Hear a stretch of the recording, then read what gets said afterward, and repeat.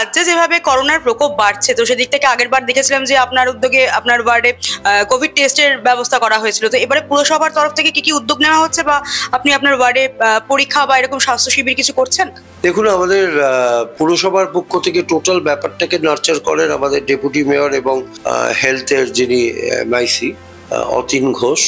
স্বাভাবিক কারণে এটা নিয়ে অনেক রকমের আলোচনা চলছে এবং আমরাও সমস্ত জিনিসটার উপর নজর রাখছি।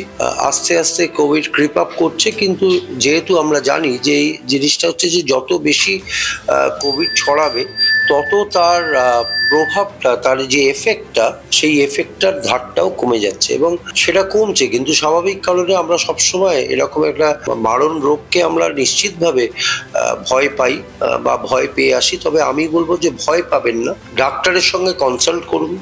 যদি জ্বর আসে নিশ্চিতভাবে সঙ্গে সঙ্গে ডক্টরের সঙ্গে কথা বলুন এবং কিছু কিছু ওষুধ আছে যে ওষুধগুলো যেগুলো আমি সেটা আর মুখে বলতে চাইছি না, কিন্তু সেটা ডাক্তাররা যেরকম ভাবে গাইড করবেন সেইভাবে থাকুন। প্রিকশনারি মেজার্সগুলো নিশ্চিতভাবে নেওয়া উচিত। আমি সামনেই বলছি, দেখুন, একদম প্রাইমা ফেসিতে যেটা খুব দরকার সেটা হচ্ছে যে পাবলিক ডোমেনে যখন যাচ্ছেন, একটা ভিড়ের মধ্যে যখন যাচ্ছেন, তখন মাস্কটাকে ইউজ করুন। যদি কোনো জায়গায় মনে হয় যে আপনার ঠান্ডা লেগেছে, সর্দি কাশি এই ব্যাপারটা আছে, হালকা টেম্পারেচার আছে, তাহলে বিলম্বিত না করে সঙ্গে সঙ্গে ব্লাড টেস্টটা করে নিন এবং তারপরে ডক্টরের সঙ্গে কনসাল্ট করে যা যা বলবে, যে অ্যাডভাইস করবে সেই অ্যাডভাইসটা করুন। এবং কলকাতা পুরসভার পক্ষ থেকে আমরা জাস্ট ওয়েট করে আছি। যেরকম ভাবে যে পরিকাঠামোর মধ্যে থেকে আমাদের বিগত দিনে কোভিডের সময় যে যে জিনিসগুলো করা হয়েছিল সেই জিনিসগুলো আবার আমরা নিশ্চিতভাবে করব, কিন্তু জাস্ট এখন ওয়েট করছি ডেপুটি মেয়র আমাদের অতীন ঘোষ যেরকম ভাবে গাইড করবে আমরা সেইভাবে আমাদের এন্টায়ার টিমে সমস্ত জনপ্রতিনিধি আমরা কিন্তু আপনাদের পাশে ছিলাম, আছি, থাকবো এবং ভয় পাওয়ার কোনো জায়গা নেই। মাস্কটাকে আমার মনে হয় যে আবার ইউজ করা দরকার, টাইম এসে গেছে।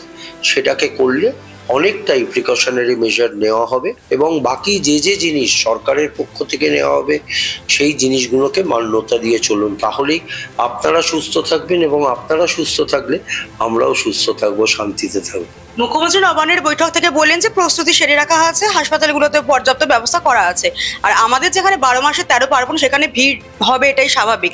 মাস্ক পরে কতটা আটকানো যাবে সেটা, মানে একটু ভিড় নিয়ন্ত্রণ করলে হয় না?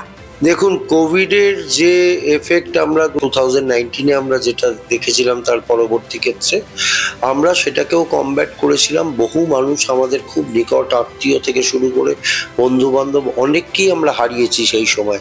কিন্তু এটাও ঠিক যে তার যে এফেক্ট সেই সময় ছিল, এখন যে কোভিডটা এসছে সেটার ধার কিন্তু এতটা নয়, অর্থাৎ অনেকাংশে কম। কিন্তু তাহলেও আমাদের যে প্রিকশনারি মেজার্সগুলো নিতে হবে সেগুলো নিতে হবে।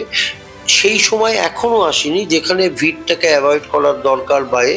তবে নিশ্চিত রূপে আমি ঈশ্বরের কাছে প্রার্থনা করব আদতে সেই পরিস্থিতিতে না যাক, তার আগেই যাতে এই জিনিসটাকে অ্যারেস্ট করা যায় এবং এটার প্রকৃত ব্যবস্থা গ্রহণ করা।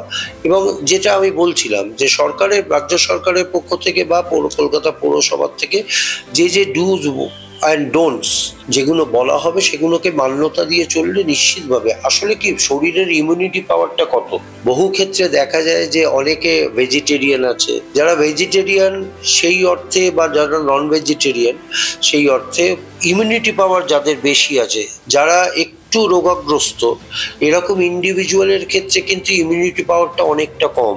তো স্বাভাবিক কারণে তাদের আরো বেশি করে প্রিকশনারি মেজারটা দরকার, তার কারণ তারা খুব তাড়াতাড়ি যে কোনো ইনফেকশনকে তাড়াতাড়ি গ্র্যাব করে নেয়। এখন থেকেই তারা মাস্ক ইউজ করুক, সেটাতে অনেক ক্ষেত্রে লাভবান হবেন তারা।